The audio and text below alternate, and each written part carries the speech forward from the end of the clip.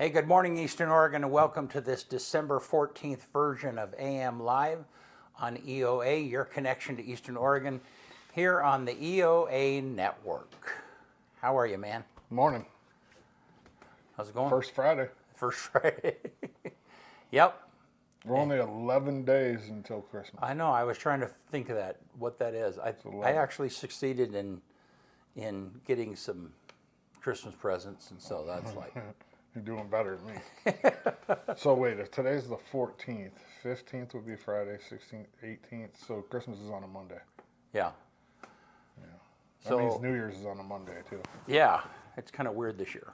Well, it's better than it being in the middle of the week. Yeah. It means at least you get 3-day weekends. Yeah. So, yeah, and I don't think we're going to do a show on the 26th. Yeah. So It's up to you. Yeah, I'll be on the road coming home on the 26th. Yeah, because we're going to go over and see Michaela and stuff. We draw names in our family, and so I mean, other than the grandkids, all of the grandkids get something from us. But as far as on my side of the family, then we draw names and So you don't have to get presents for everybody? No, it's not quite as intense because there's I mean, it's between a how commercial many holiday. There's 8 anyways. of adults. Yeah, between us. Yeah, Get a bag of coal. that's right. Yeah. Yeah. So, but I did successfully get something for Tanya, which is like, yeah. What'd you get her? I'm not gonna tell you. She's not gonna watch this. No, she won't. Yeah, unless but somebody might tell her. It's like, hey, Brett said what, but she's gonna be surprised. Put it that way. Well, that's good. Yeah, she's not expecting what it is. Are you in the hole on brownie points, or are you trying to get ahead? Well, normally we don't buy each other Christmas presents. You know, I mean, it's just kind of, and I mean, it's kind of the same thing for. I mean, I'll get her something for anniversary or for her birthday, but it's not. Yeah, I mean, we just normally don't. We could, you know, and it's kind of funny because, you know, the other day I was talking about growing up poor, and it's like, there are times it's like, I still want presents, man. A birthday, you know, every opportunity I want. Yeah, I don't really care. But I'm hard to buy for, you know. I mean, and because any technological thing out there that I can justify as a business expense, I just get, you know, and so there's not much that. That's how older people are when they get to that point. That's like they've accumulated all the stuff they want in their life. Best present, like for me, is cook. Cook for me. Make me some food. All right. I'm happy with that. Tomorrow night. Yeah, I'm good. I don't. I'm not into the whole present. Been trying to decide. We're having our company Christmas thing tomorrow night, and which I thought about maybe having steak. How do you like? I would not complain. How do you like your steak cooked? However. But I like it like medium rare, but I'll eat it however it's cooked. I don't complain. Yeah. So Bennett, how do you like your steak? Medium rare. So I'll take it however though. Yeah, and I think that's what you would be picky. I asked Gabe, and he said he likes his rare. Him and his girlfriend both like theirs rare. Yeah, I don't care. I would eat it even if it was rare. I wouldn't complain. Yeah. So, like in a restaurant, I never send food back. No way. I don't either. No way. I've seen the movie Waiting where they do bad things to your food you send in the it back. Yeah. Yeah, no way. Not doing it. Nope. I'll just be happy with it. You know what I mean? If I say no tomatoes and it comes with tomatoes, I'll pick them out. Yeah. You know what I mean? No big deal. Whatever. I'm not sending it back and getting it dropped on the floor or a loogie hawked in it or whatever. You know, no, not doing it. Yeah.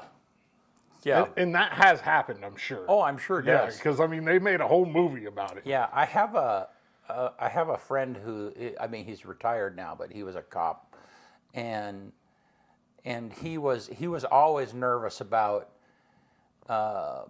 going through the drive-up particular. I mean, because people you're would a know cop. that he was a cop. And I used to mess with the cops here when I worked at Burger King. Yeah. I didn't do anything bad to their Yeah. stuff, but like one time the guy came through and ordered extra pickles, and I gave him extra pickles. You gave him a whole. Yeah. extra. I just kind of figured like it would be a joke. You know, Yeah. he can pick them off if he doesn't want that many. You know what I mean? It's pretty funny. Yeah. All right, you want to do sports? Let's do it. All right.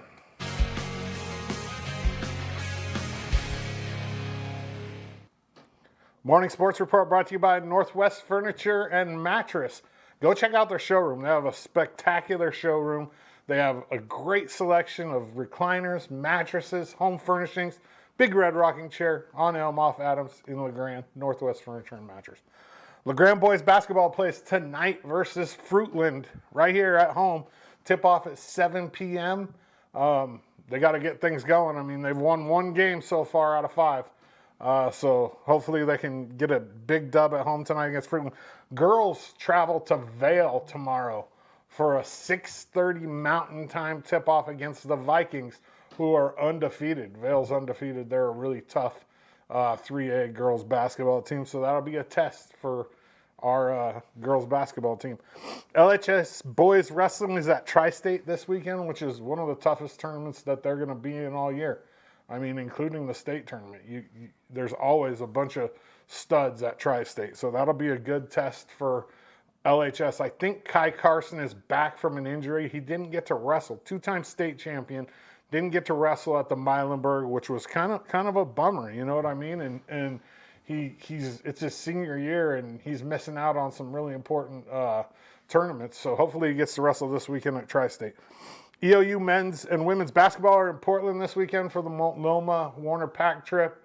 They need to get things on track. The men's team especially. Women's team have dropped 3 in a row. They were picked to win the CCC, and they got to turn it around now. This conference is tough, and you can't start out in the hole in this conference. So they got to make something happen this weekend. EOU men's wrestling is in Reno for the weekend. They duel Montana State Northern and St. Ambrose University on Friday. And then it's the Reno Tournament of Champions on Sunday and Monday for the men. And then the women's wrestling will send some of their squad to Reno to take on Wayland Baptist on Friday, while some of them will be in California at the Women's West Coast Tournament of Champions. Yesterday, I dropped the first Wrestling Wednesday of the year with Clell Carson and Dustin Azure, and they talked about influential things that have been said to them in the wrestling world. Have a look. I think just probably my dad, you know, just let me know that, you know, one day sitting me down after, after my freshman year, All-American, my sophomore year, I was kind of having a roller coaster season. Like we were trying to figure it out, if it was mental, if it was a weight cut, if it was my strength, what it was. And, you know, I think that what helped me turn the corner was just him saying, you know everything about it. You know more than me here. I love you. No matter what happens, no matter what you want, I love you. And I think that just helped me, like, boom, here it is. Turn the corner now, let's go. So you felt like he gave you the keys to the Just bus, like, right? yeah. To your own bus. Mm-hmm. I like that. What about you, Cole? You got time to think about it. He had the advantage here. He got to sit there and think about it. He didn't even hear what you said because he was like running through it. He's got a whole head full of stuff that's been told to him. I do, man. That's a tough question. I mean, and I think about all the people that were my coaches, you know, like, man,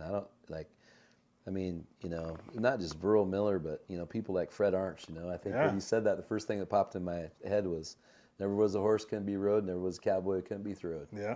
You know, so, I mean, I thought about that. That was the first thing that popped in my head. But I don't know. I think that, like all these coaches, Tom Kinney, you know, he always says the difference between successful people and unsuccessful people is getting up in the morning. You know, so that's another one, you know, and you know, just, I don't know. Burl had a different quote every day. So it's like, I don't know. I think just in our program, like all the people and coaches like that I was around, or people that I'm around every day, like just the common thread is just we're all in it to make great people, and that's what's, to me, that's what I say, and that's the most important thing. Be a good person. AM Sports Report brought to you by Northwest Furniture and Mattress. Big red rocking chair on Elm off Adams in LaGrange. All right. Yeah. Cool stuff. Was that fun with those guys? Yeah. Yeah. Yeah. We didn't do one last year. We've done them. The original was to try to do it every couple weeks or every month, Yeah. 3 years ago. And we did it, and then we did it 2 years ago, and then with COVID and everything, like we tried to make it work. And then last year they were just, it's hard getting those two in the same room at the Yeah. same time because they're both busy. I mean, look, you see Claude, they're going to be in Idaho, Dustin's going to be in Reno, you know what I mean? Especially this time of year. So yeah, it was great. It was good talks about wrestling, about just, you know, the not just LeGrand and EOU, but wrestling overall. We had the conversation about being girls wrestlers being able to double dip, which means girls wrestling can younger girls wrestlers can wrestle in the girls bracket, but then they can also wrestle in the boys bracket. And I think from middle school on, you shouldn't be able to do that. Yeah. Because as long as there's enough to have a girls tournament, girls should be wrestling girls from middle Yeah. school on, in my eyes. Yeah. Yeah. Well, cool. Yeah. All righty. Well, let's look outside at the weather. It's kind of the same as what it has been the last couple of days. There was a little bit of sunshine yesterday. That was nice. It looks cold out there. Yeah, it is chilly. So let's look at the weather for the next couple of days. So 39 high today, 41, 42, and 43 Friday, Saturday, and Sunday. So it's just going to get warmer, warmer, warmer. Yeah, by a degree, but not much precipitation No. over the next few days. So, Which I is mean, well, it's not cold enough to snow anyway, so it would have just been rain, which would have been even more miserable. yeah. It gets really. I mean, it was that way on Sunday where it was just like it dumped snow and then it just was sloppy, Yeah. wet. Yeah. I wonder if we're just going to have a really late winter. It's going to be winter in like May. Well, and it could be, which That can sucks be, for a spring ton of problem. sports. Yeah. Well, and part of it, part of that is that messes up the farmer schedule too, because they're late getting into the field, or when it does come down, when it melts, it just everything comes at once, and it just creates a real mess. So, Yep. who knows? Cool. Alrighty. Well, Rob Cashel, the Cascade Collegiate Conference Commissioner, wow, that's a mouthful, is going to be with us here in just a minute. He has spent a significant amount of time right here in LeGrand and at EOU, and currently lives in Corvallis, right?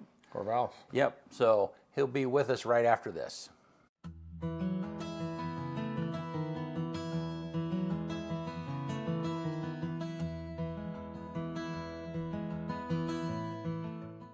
Eastern Oregon is full of interesting people, with interesting minds and interesting things to say. Here at EO Live, we're committed to connecting you to these intriguing people with EO Talks. We let our special guests share their ideas and life experiences with deep, open, engaging, and inquisitive conversations. You'll also be informed in depth on some of the most recent and relevant events, issues, and more. EO Talks on EO Live, your connection to Eastern Oregon, now on Roku.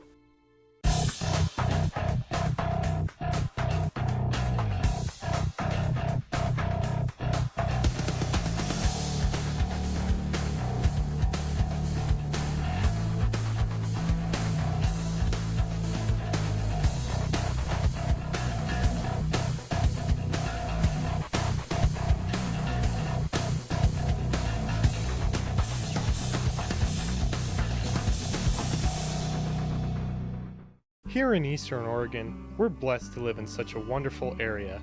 And though it may seem mild-mannered, there's actually quite a lot that goes on in this area. And apparently, there's two dinguses who happen to be here that are actually crazy enough to get up at the crack of dawn to talk about it. Tune into AM Live on EOA with Brent and Doddsy, featuring special guests, weather, sports, news, and more, every Tuesday and Thursday at 8 a.m., only on EOA Live, your connection to Eastern Oregon, now on Roku.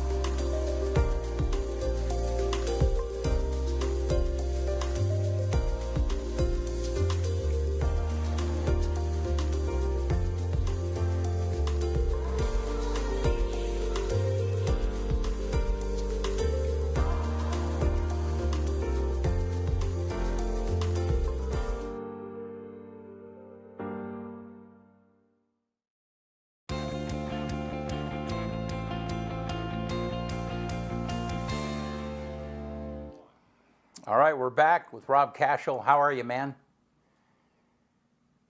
Can we hear you? Can you hear us? I don't think you can hear us. Okay. Go ahead and talk, Rob. Can you hear us? I don't think we can. So refresh. Sorry, guys.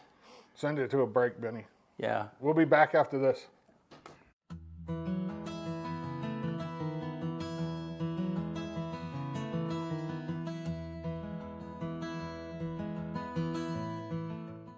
Eastern Oregon is full of interesting people, with interesting minds and interesting things to say. Here at EO Live, we're committed to connecting you to these intriguing people with EO Talks. We let our special guests share their ideas and life experiences with deep, open, engaging, and inquisitive conversations. You'll also be informed in depth on some of the most recent and relevant events, issues, and more. EO Talks on EO Live, your connection to Eastern Oregon, now on Roku.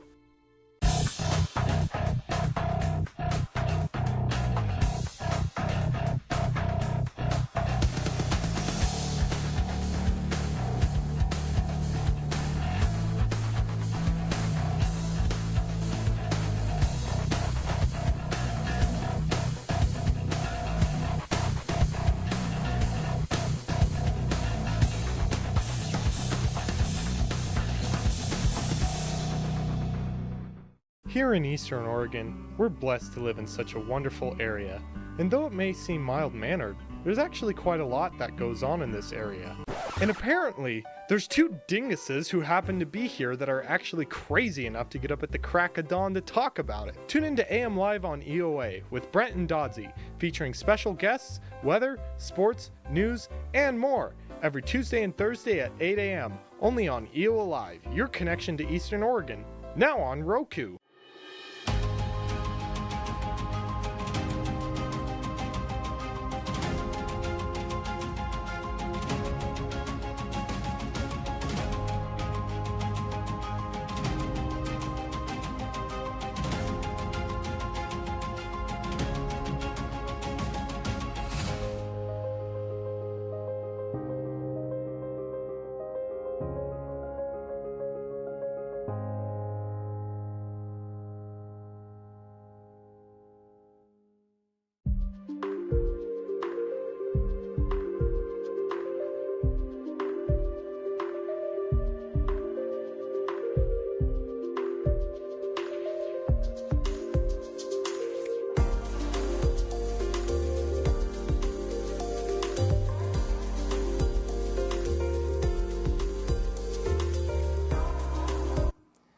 Alrighty, I think we're back.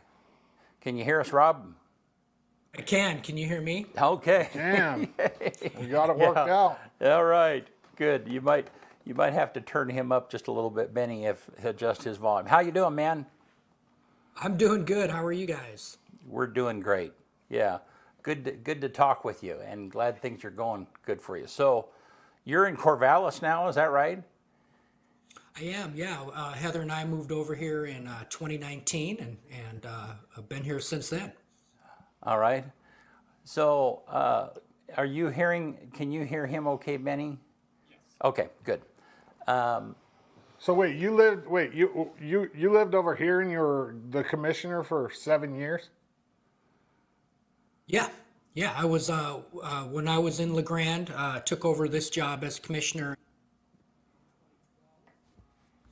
and was the commissioner while we were living there, and Yeah. then moved over here in 19. Was that a lot of driving? It's all kind of depends on where the championships are, right? Yeah. Lately, I've been spending as much time going back over to EOU and College of Idaho because, the programs have been so solid and championships have been there, or in a rotation, we've had championships there. Track and field, as an example, was there last year, and Yeah. women's wrestling. So yeah, it's all kind of the luck of the draw. You're either driving east or west. Yeah, that's cool. And that's the cool part is you get to like come back to the place where, I mean, you were the athletic director here for what, 11 years? Yeah, 2001 to 2012 was the AD at Eastern. So yeah, had a pretty good run there. What brought a Frontier Conference guy to the CCC? Well, that's a great question. And I was the athletic director at Montana Western. It was called Western Montana College at the time, from 1995 to 2001, and I had gone to school there and done a lot of different things there professionally. Worked in admissions and housing development. Did a lot of things in athletics, etc. So for me, it was just kind of time to branch out and do something different. I had been in Montana my entire life, grew up there, and just was ready for a change and a challenge, and wanted to see if I could, be successful somewhere else as well. So the EOU opportunity came open, and applied for it. Was fortunate enough to have an opportunity, and we had 18 great years in LeGrand, and I loved every minute of it. Yeah, basically raised your daughters here. I mean, from the time they were little all the way through high school. Yeah, when Hannah was 4, not quite 4 when we moved, and Elizabeth was just over 2 when we moved. No, excuse me, just over 1 when we moved. Wow. So yeah, we had little ones, and Heather and I. Heather's from Montana as well, so all of our family was there. So we were kind of striking out a little bit on our own, if you will, as a young family, but LeGrand, very similar to where we were at. We grew up in a rural area, small town. I remember when I interviewed, people were asking if you're going to be okay in a small town, and I remember saying, hey, LeGrand's twice as big as the town we're living in now, so yeah, we're going to be fine. Yeah, definitely. So, and where in Montana were you raised? Well, I grew up in Butte, Montana. Okay. And then my wife grew up in Dillon, which is about 60 miles south. Yeah. And that's where we both went to school, was Montana Western, and so yeah, Western Montana, very rural, very a lot of outdoor activity. Matter of fact, I mean, when we first pulled into LeGrand, I remember saying, "Man, this looks and feels like home." So Yeah. that made the transition really pretty easy from that standpoint. We were used to it, used to a small town, and all those great things that a small town brings. Yeah. And I totally get that, because I was, grew up in Wyoming, and, and we spent a lot of time in Montana and I have family in Kalispell, and so I made a lot of road trips that direction and through that area. So I totally get it. And Butte, that was the home of Evel Knievel, right? It sure was, yeah. Evel Knievel from Butte. Yeah. Also, unbelievable mining town. Copper mining. At one point, it was the largest copper mine in the world. So kind of a boom and bust kind of a community with mining and everything. But yeah, Evel Knievel. Not a lot of people know that. I mean, it's like, we're kind of showing our age there, Rob. So, but yeah, he was a big thing in the 80s or whenever that was. So, man, yeah, late 70s, early 80s and stuff. And when we grew up, Butte had a big 4th of July parade, not unlike other communities, but when Evel was back in town, because he kept a home in Butte. When he was, traveling all over the world and doing his thing. But when he was in town, he would be in the parade, and he'd have all of his semis and, all of his, and he'd ride his motorbike up and down the parade route and do all of the, he wouldn't do any jumps, but he'd do the, the wheelies. And I mean, as kids, you were just enthralled. You loved it.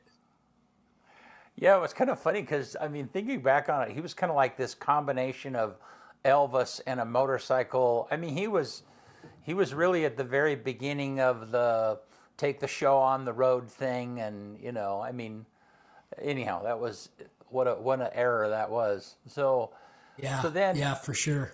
so then have you always, what about like your support for Carroll College? Has that always been when you were here, was that ever a conflict for you? As like, okay, because were you one of their supporters and fans when you were there? Supporter or fan? No. Hey, when I was at Montana Western, I was all in on Montana Western, and Yeah, when I was at rivals, Eastern, right? I was That's right, all in okay. on Eastern. You know, you have a healthy respect for everybody. But yeah, hey, when I was a Bulldog, I was a Bulldog, and when I was a Mountaineer, I'm a Mountaineer, and you want to win, and you want to do it the right way. But man, hey, you want to beat them guys, and just as bad as they want to beat you. Yeah. Didn't you go to Northern too? I did. I got my master's degree from Northern. So yeah, I've my undergrad is from Montana Western, and then I have a master's degree from Montana Northern. Wow. Did you grow up? Are you same era, like same age as Brad Mills? He's from Butte. Brad's a couple of years older than me. Is Yeah. he? Craig, his younger brother Craig, and I are a little closer in age. I think Craig was a year older than me. And then Brad was a couple of years older. But yeah, we're Nice. kind of in that same era. But Brad's a couple of years older. Yeah. Brad's EOU Hall of Famer. Yeah, he sure is. Baseball guy, and I think he's living up in Canada now, He if I'm is, not yep. mistaken. Yeah, he Yeah. is. He got And remarried. Craig, his brother, I think is still down in the Boise area. It might be Idaho Falls area, but yeah, great family. Knew those guys growing up, and for sure. Crazy how small the world is. You know what I mean? Like how people come. You know what I mean? Because he was still living here when you took over as athletic director for EOU. He had to have been. Yeah, he was still there, and his daughter, obviously a great Played great basketball. athlete, and great athlete for LeGrand High School, and then I think played 1 or 2 years for Angie. She did. Yep. And then concentrated on school and stuff. But yeah, Lauren, yeah, just it was really cool when we moved to LeGrand, knowing that another Montana guy was there. I hate to bring up this word, but I mean, you were the commissioner during probably the toughest 2-year stretch in Cascade Collegiate Conference history, and that's the big C word, COVID. Talk about that a little bit. Yeah, it was it was a amazing time, that's for sure. And from my standpoint, not a whole lot changed for me personally because I work from home, so I was already kind of isolated, if you will, and didn't have that personal kind of disruption. Where the real disruption came, obviously, was in not being able to participate. And then when we were able to participate, all of the things we had to do from a standpoint of testing and the daily health checks, and then if something happened, when people had to be isolated and not be able to come back to their team, and then all the external stuff that was going on at the time. I remember when we were trying to get ready to participate, just out of the blue, the governor's office says Oregon State and University of Oregon are free to play, and they had a plan moving forward. Everybody else, you're shut down. And that was with zero warning. Zero warning. We had no idea that was coming. Oh, that's crazy. So, and we had a plan, and we had put our plan forward, and the health department at the time just wouldn't budge. Wow. And then slowly, then they let Portland State and University of Portland play because they were Division One, and they're it's easy to be critical looking back, but it's also you have to remember that people were making the best decisions they could with the information they had. On the fly. But yeah, it was crazy. We couldn't play at our level. Division II, Division III couldn't play in the state of Oregon. And I remember kind of one of the things that just sent me over the edge was they said we couldn't play at our level, but they let teams from out of state come and play. So I remember Carroll College women's basketball came and played Oregon State during COVID, Yeah. but they wouldn't let Carroll Bushnell play. or Corbin, which is right 30 minutes away. We couldn't play. That's crazy. Yeah, it was wild. Doddsy, during that time, we were really lucky too. A professor at Corbin had done all of her doctoral research in testing, in PCR testing. Wow. And I learned a lot about COVID and a lot about PCR testing that I never thought I'd ever learn. But PCR testing has been around for a long time, and it certainly does more. You can test for more than just COVID. But she did all of her doctoral work in this area, so she actually early on provided us a pathway in which we could participate. So what we did is we partnered with her and with Santiam Hospital over in Staten, Oregon. Yeah. And we were having our student athletes at all of our institutions doing saliva testing. So they would get up, we'd have a schedule at Eastern Oregon University, and the volleyball team would go in at 6 a.m.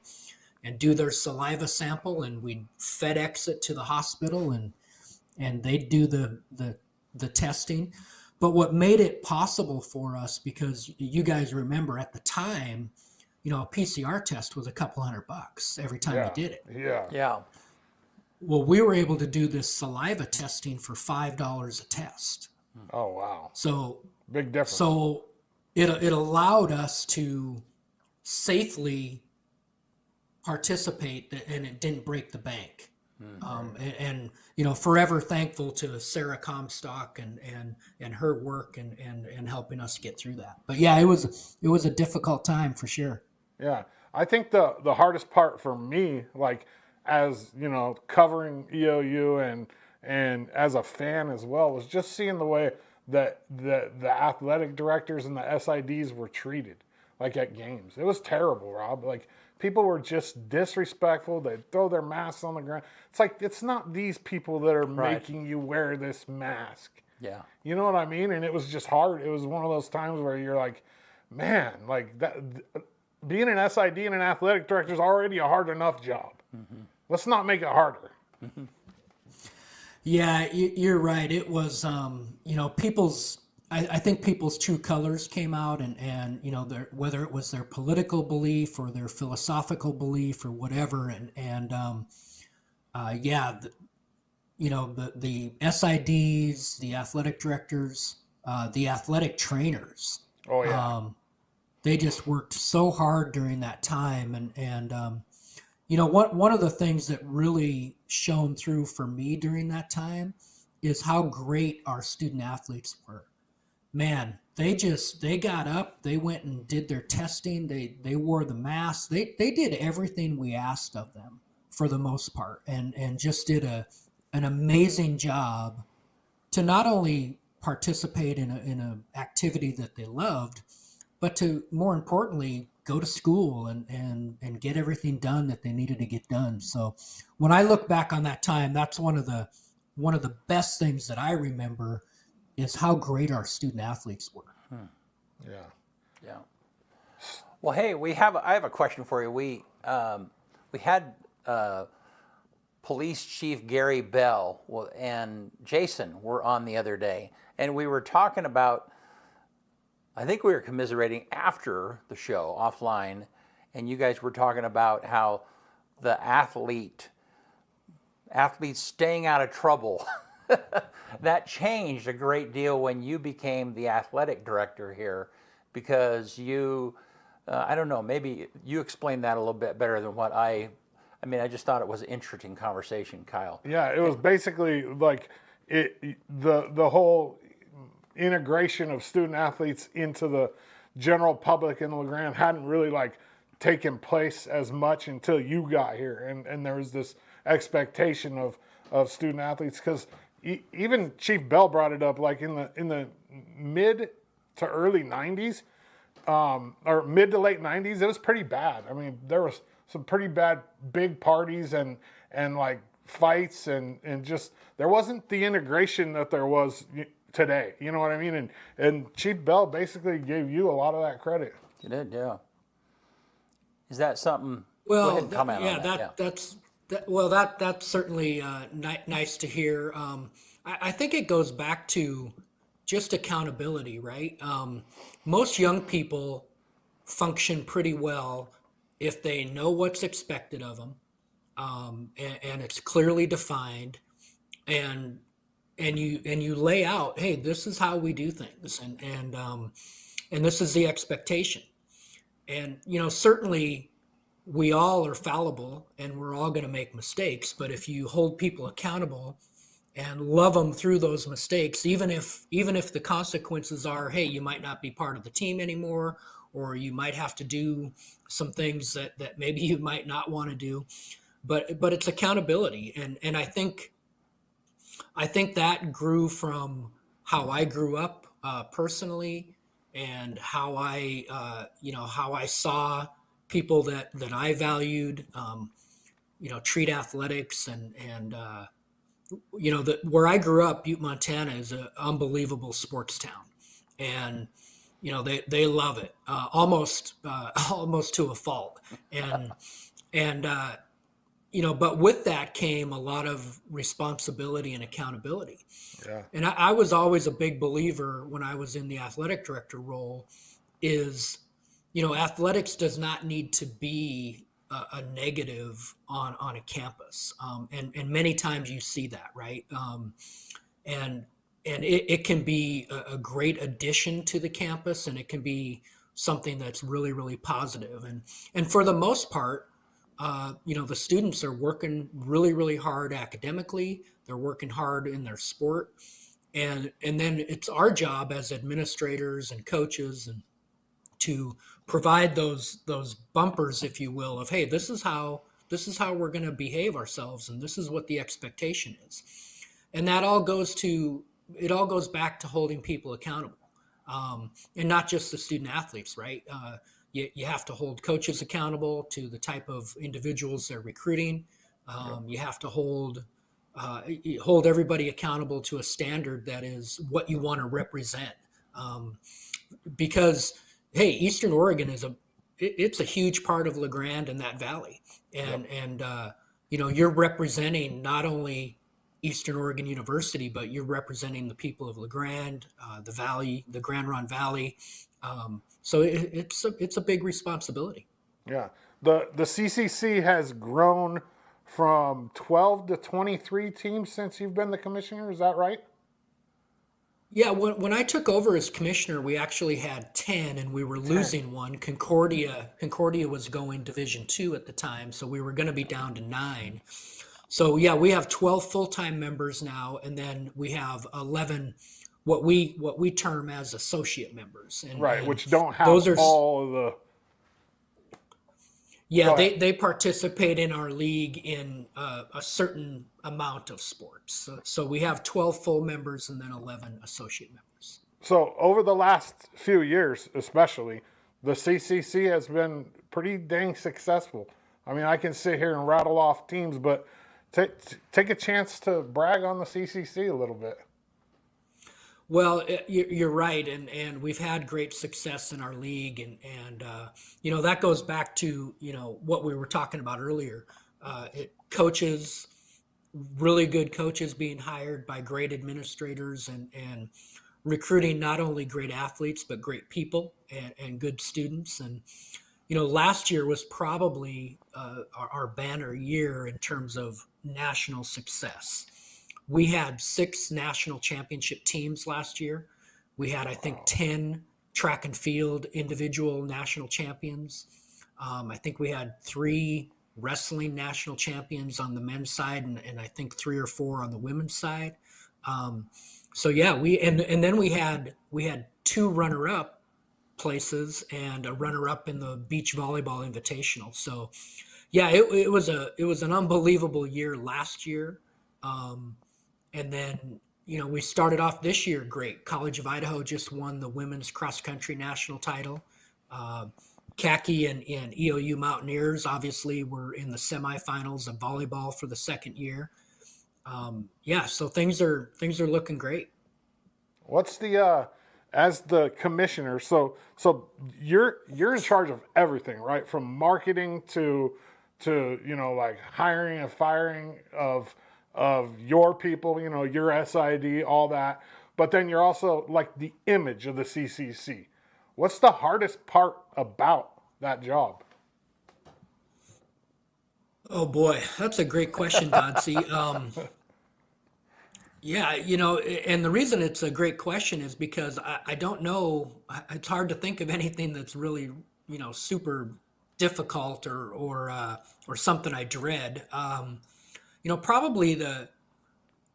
Probably the hardest part, and I would say even as a commissioner or even as an athletic director to a certain degree, is much of what you do is you are implementing policy.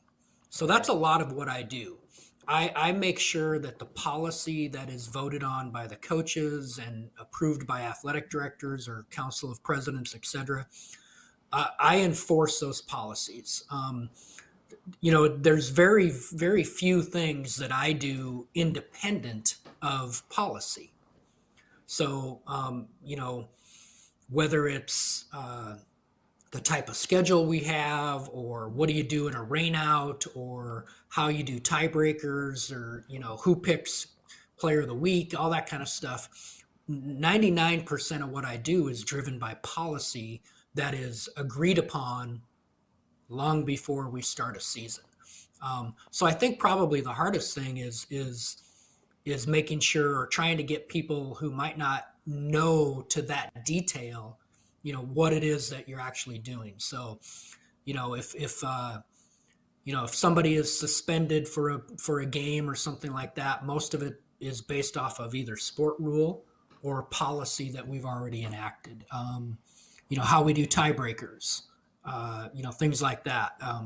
So yeah, that's probably the most difficult part is just trying to make sure, all the armchair quarterbacks and the pundits who think you're just making it up as you go. That's funny. I mean, I fired you off a couple emails before. I'm not gonna lie. What about Yeah, but at least you asked the question and then allowed for the answer to be provided, right? And then after you got the answer, I'm assuming maybe you agreed with it, maybe you didn't. It makes sense. At least Yeah, I just like to understand. understand more than anything. Yeah. On the flip side of that, and I think I know the answer to this, but I want you to say it. What do you love about your job? What's your favorite part of it? Oh gosh. By far my favorite is when we're at a championship, and it really doesn't matter what championship, 100%. because that's when I get to interact with the coaches and the student athletes the most, and I just love that. Because you truly get to see the hard work that's been put in, the gratitude that most of the time the student athletes show towards each other, towards their coaches, towards the event itself. So I love being around when we have our championships and I'm able to interact with the coaches and the student athletes and get to know them a little bit. Yeah, you can tell too. Like I knew that. I could have answered that question for you. Well, Rob, you and I, and I don't think Kyle and the rest of my staff knows this, but you and I intersected a long time ago, back in 2011, I think it was. Yeah, and when nobody was streaming, and you were the athletic director here at EOU, and the Frontier Conference kind of put together a sports network, and you guys bought the equipment but didn't really know what to do with it, and And so then you guys hired me to come and direct the football games, and that was a lot of fun. And so that's where you and I connected and got to know each other. And those were fun days back then. I mean, nobody was streaming, and that was a cool thing. It was new to everybody, right? So Right, yeah, yeah. we bought the TriCaster, we bought other stuff that I don't know what it did or whatever, but you or somebody else said, oh yeah, we need this or we need that, and Yeah. yeah, Well, it really was on the ground floor of streaming, and now it just seems like it's so much easier to do from a technical standpoint. Probably harder from a manpower and all of that, because you have to do you have to keep up, right? You got to do all the graphics now. You got to do all the But yeah, you were kind of in on the ground level of that, and I see what Gibb and others are doing now up at Eastern, and they're just doing a great job, and those productions are as good as anything you see. They just do a great job.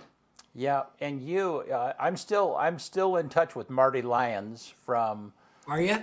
Yeah, up in Montana. We still intersect every once in a while. He's the one who kind of put that beginning network together from a technical standpoint. Yeah, and that experience has drastically affected. I mean, that kind of again, I love live production, loved it then, but a lot of that equipment was totally out of reach for me, and so now you probably know we do the Shrine football game every summer. That's our biggest production. But that that is because part of that is because of the experience that I had way early, at EOU with the very beginning. Yeah, and Gibb is in fact, we hire Gibb for the Shrine football games. He's part of our team and staff, and he just does a tremendous job. So there you go, Brent. That's the key to success, is find the right people and let them go to work, right? That's what I did with you, and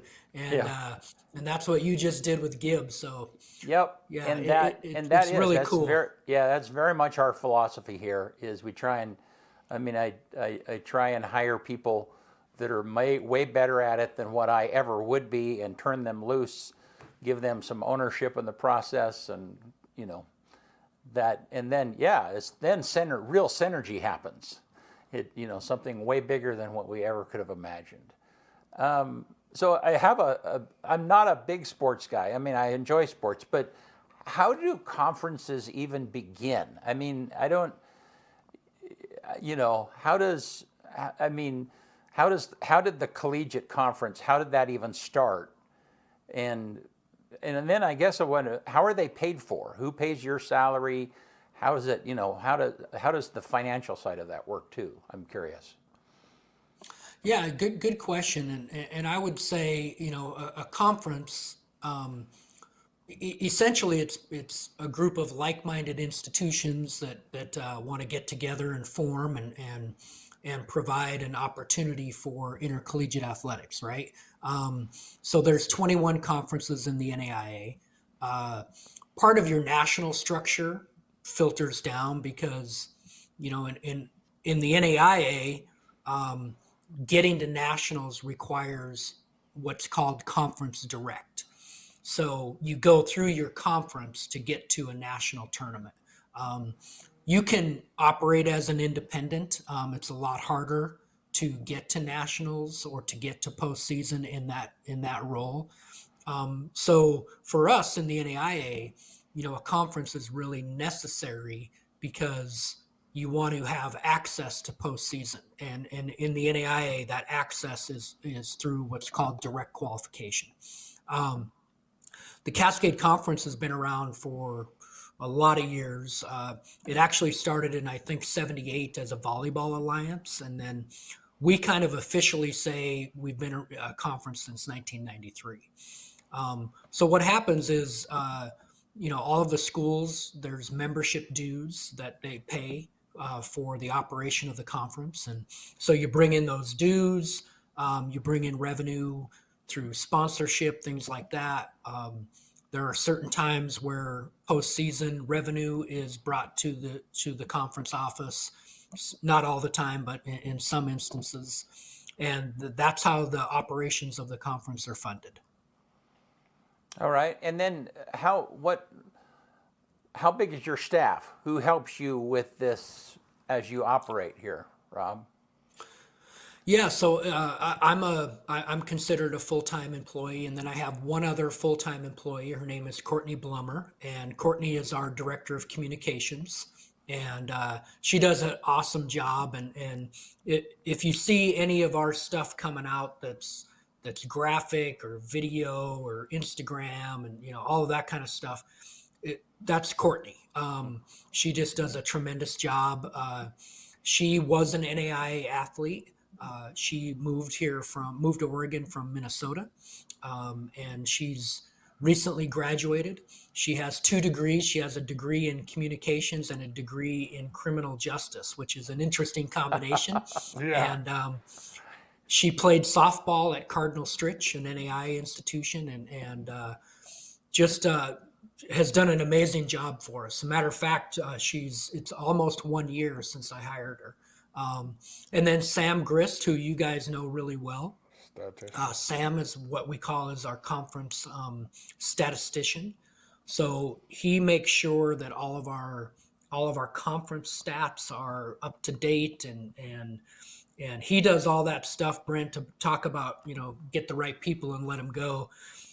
Sam understands all of the stat programs and how the schools get their stats to our conference office, and then he handles all of that.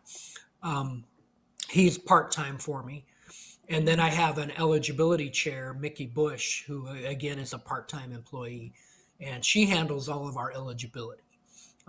So the way the eligibility works is a school does eligibility on their campus. They submit it to our eligibility chair, who reviews everything, and then ultimately it goes to the NAIA. So yeah, we're a small staff, but we think we're small but mighty, and we get a lot done on behalf of our student athletes, and work really hard at it. And it's easy to work really hard at it because it's a labor of love, really. So, and then again, these are newbie questions, but they're non-sport, or they're sports questions, but just out of ignorance. And that is, so at EOU, football is a part of the Frontier Conference, but volleyball is a part of Cascade, right? So, I mean, talk about, do they change their sports? I mean, why are some sports in different conferences, and do you have times that schools like, well, we want to move our sport from this particular sport from this conference to Cascade? I mean, maybe talk about that just a little bit. Yeah, that's a great question, and essentially it goes back to our national organization and that direct qualification. So the magic number in the NAIA is 6. So if you have 6 institutions sponsoring a particular sport, you would qualify for an automatic qualification to postseason. So when you look at football as an example, and when I was there as the AD, we were us in Southern Oregon were the only 2 schools in the Cascade Conference sponsoring football. So obviously that's below the number needed for an AQ. So we actually applied to the Frontier Conference, Eastern did, and Southern did at the same time. We were admitted at the time when we got in 2004, I think it was, and Southern was not let in at that time. But we joined the conference for a couple of reasons. Number one, it provided our football program a home, so we didn't have to operate as an independent anymore. And at the time, we brought value to the Frontier because they only had 5 schools participating. So we brought that AQ to them by them bringing us into the league. They were then guaranteed an automatic qualification to postseason. So similar, if you look at the reverse of that, Carroll College, Rocky, and Providence are in our league for soccer. They're the only 3 schools in the Frontier that sponsor soccer. So they were in the same situation, just in reverse. So they applied to our league because what that does is that gives them access to that postseason. Plus, it also gives you a schedule, right? When you're an independent and you're out there trying to find, in the sense of football, hey, I'm an independent. I have no built-in schedule. I have to go look for 10 games every year. Oh yeah, not fun. Same thing in soccer. Carroll and Rocky and Providence, they were out before they joined our league. They're looking for 18 games every year. Wow. So by joining our league, we brought them into the conference rotation, and so then you have, on the men's side, as an example, you've got 13 of those 18 games built in. You don't have to think about it. So now I'm looking for 5 rather than 18. Wow. It's the same for men's wrestling too, right? Men's wrestling has some Frontier schools that because there's no Frontier conference in men's wrestling. Yeah, great point, Doddsy. Same thing. About 5 years ago, wrestling went to what's called direct qualification. Prior to that, they had regional tournaments where they would bring everybody together in a regional, and then the NAI switched that and said, "Hey, we're gonna go to direct qualification, just like we have for all of our other sports." I like that. So when that happened, we thought, hey, you know what? Here's an opportunity for us to take the lead, kind of control our own destiny, if you will. So at the time, Eastern had wrestling, Southern Oregon had wrestling, Warner Pacific had wrestling, and so none of us, we didn't have enough for a direct qualification. The Frontier didn't. Some of the schools down in California and Arizona that are now part of our league didn't.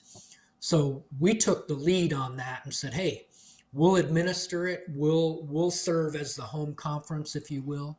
And so that's where that membership has grown from. Is that the same for women's wrestling too, pretty much? It is. It is, yeah. Okay, that's cool. I like that. I like the fact that they got rid of those regional tournaments and it's just, you have your conference championship and then, you can qualify as many as 12 dudes. I mean, it's that simple. Yeah, it's pretty neat. You can enter up to 12 in the men's and women's conference tournament. And then what's really cool is the number of allocations you get to nationals is based off your conference in that entire year. So, and the CCC gets a ton. We do get a ton, and it's because we've got some really, really good wrestling programs in our league. Yep. So if you're ranked individually in the top 25 at the end of the year before the tournament.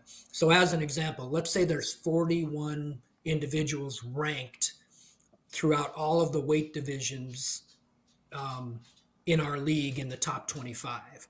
So what that means is that your conference gets 41 allocations to nationals. Yeah. So now it's by the weight class. So, let's say in heavyweight, you got 5 dudes or 5 young women that are ranked in that top 25. Then in that weight class, you're sending 5 people to nationals. Yeah.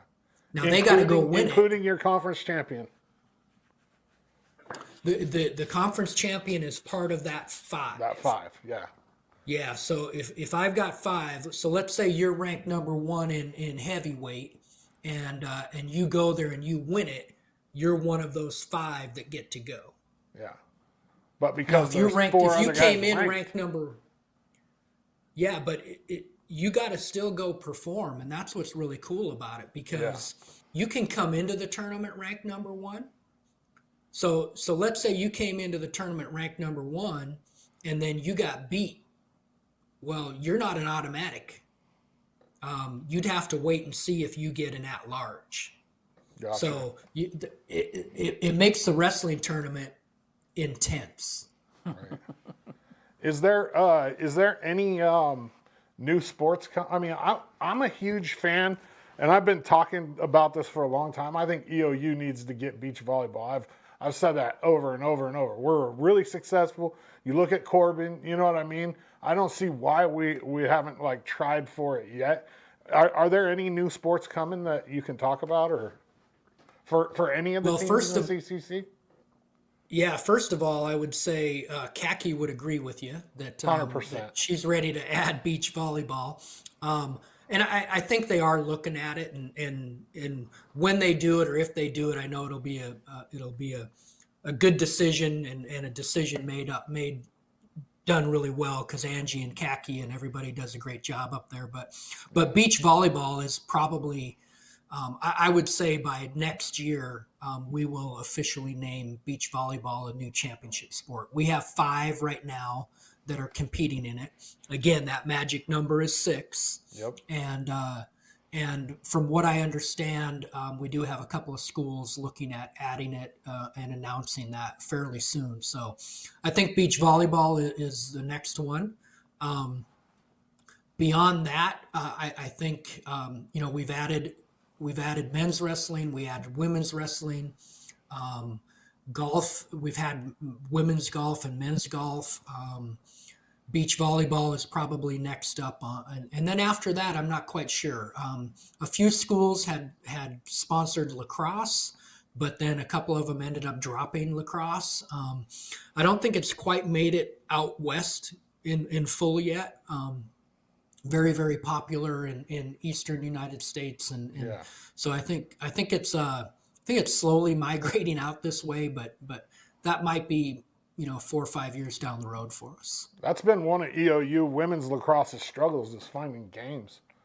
I mean, Yeah. really, like they're just constant. There's not a lot of NAIA schools with lacrosse. I mean, I couldn't even name you another one, actually, just because there's not any out here. Yeah, I think College of Idaho has a club team.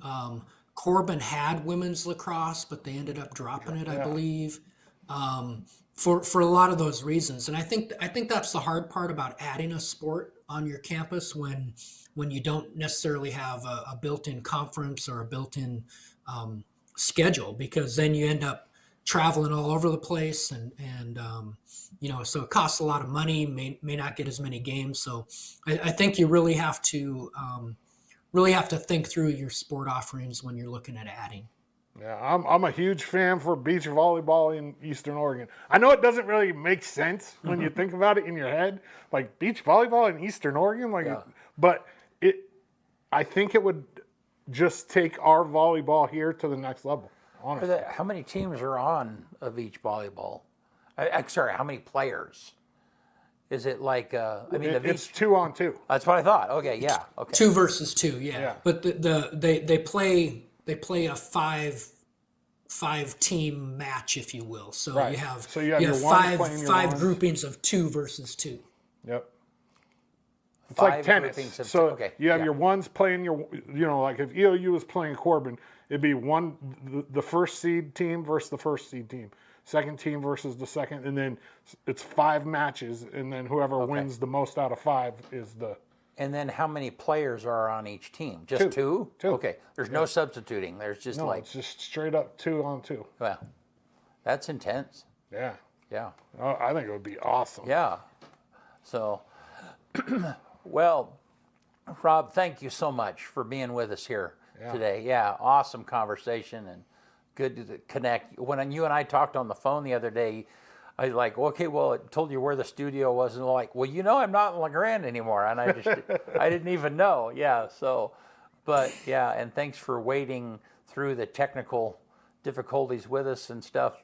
The other day when you said, I talked to you on Monday. You said, well, I could come on tomorrow. And I'm like, we need a little bit more time to figure out the technical side of it. So, but thank you. And you got Bennett there handling the technical stuff. And, Bennett, he may not know this, but I was talking to his dad the other day because I was updating some of our records. And Ben, his dad, obviously longtime coach at Eastern. Longest tenured.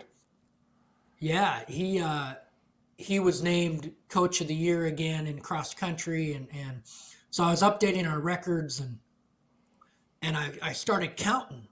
The guy's got 27 conference coach of the year awards between men's and women's cross country and track and field.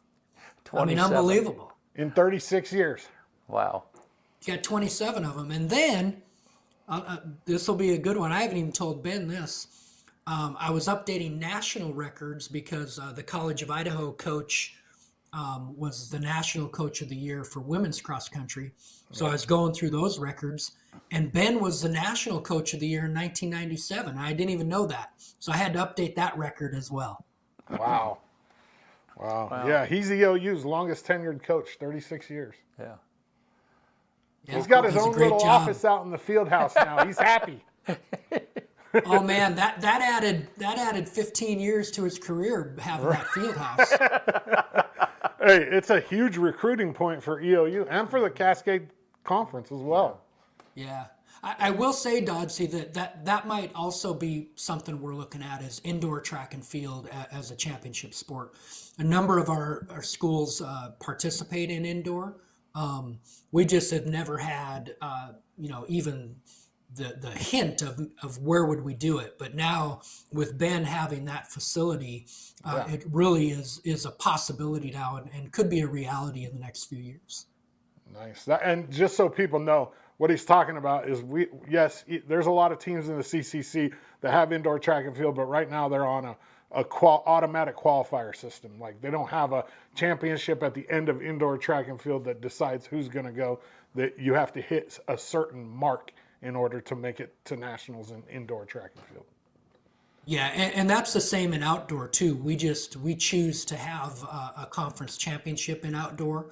And you can use that as a qualifier as well, but yeah, you're right. You're not required to have a conference championship in indoor and outdoor track and field to move on to nationals. Right. Cool. All righty. Well, hey, thanks. Hang around with us for just a minute while we do the end of the show. Yeah, why don't you take it away? Thank you, guys. Yeah, we appreciate you. Yeah. Thank you. All right, let's get them out of here. On this day, 1751, December 14th, the first military academy in the world, the Theresian Military Academy, is founded in Austria. On this day in 1793, the first state road is authorized in the U.S. It ran from Kentucky to Cincinnati. 1903, on this day, the Wright brothers' first attempt to fly the Wright Flyer in Kitty Hawk, North Carolina. Obviously, it was unsuccessful because it wouldn't say the first attempt. You know what I mean? It would say they flew. Yeah. 1967 on this day, DNA is created for the first time in a test tube. 2003 on this day, U.S. President George W. Bush announces the capture of Saddam Hussein. 2016 on this day, Amazon announces its first delivery by drone, 2 kilometers from their warehouse in the UK. So they delivered a package 2 kilometers away by drone. That's crazy. I'm surprised we don't have more drone deliveries now. Yeah. I mean, They're working on it. and then 2021 on this day, Steph Curry made his 2,974th three-pointer to surpass Ray Allen as the NBA's all-time three-point shooter. Wow. Quote for the day. Oh, yeah. Should we do quote first? Yeah, let's do quote first today. You can't get much done in life if you only work on the days you feel good. And that's Laker great Jerry West. One more time. You can't get much done in life if you only work on the days you feel good. And then we'll end it with this one. The number one song in America on this day in 1993, again by Janet Jackson. All right. Boom. Yep. Well, hey, thank you, Rob, again for being with us. Appreciate it. Yeah. And Appreciate you guys. Thank you. Yeah. Thanks, Eastern Oregon. We'll see you soon.